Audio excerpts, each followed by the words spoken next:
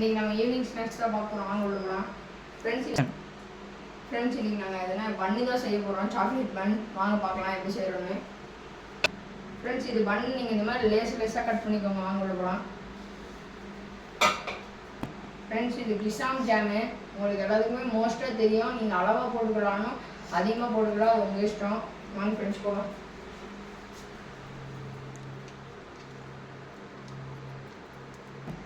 Friends நாங்கள் 2 jam தேய்ச்சிருக்கோம். உங்களுக்கு எவ்வளோ ஜாம் வேணுமோ நீங்கள் போட்டுக்கலாம்.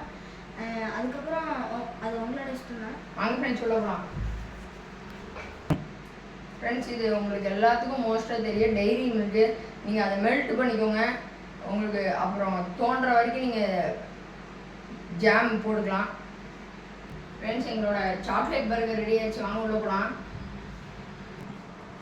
ஃப்ரெண்ட்ஸ் சாக்லேட் பர்கர் ரெடி ஆகிடுச்சு. நீங்கள் இப்படி வச்சுக்கோங்க, நல்லா ப்ரெஸ் பண்ணிடுங்க இப்படி. ஃப்ரெண்ட்ஸ் இது செகண்ட் பர்கர். நீங்கள் நல்லா ரொம்ப புஷ் பண்ணாதீங்க, ஒரு அளவுக்கு இல்லை பன்னு அப்படியே பிஞ்சு கைக்கு வந்துடும். அதுதான் சொன்னேன். வாங்க ஃப்ரெண்ட்ஸ் ரெடி ஆகிடுச்சு பர்கர் எல்லாமே. இஞ்சாருங்க, உங்கள் வீட்டில் இந்த மாதிரி சாதாரணமாக ஃப்ரீயாக இருந்தீங்கன்னா இந்த மாதிரி செஞ்சு சாப்பிடுங்க. மறக்காமல் உடம்புல வாசி சப்ஸ்கிரைப் பண்ணிக்கோங்க. பாய்.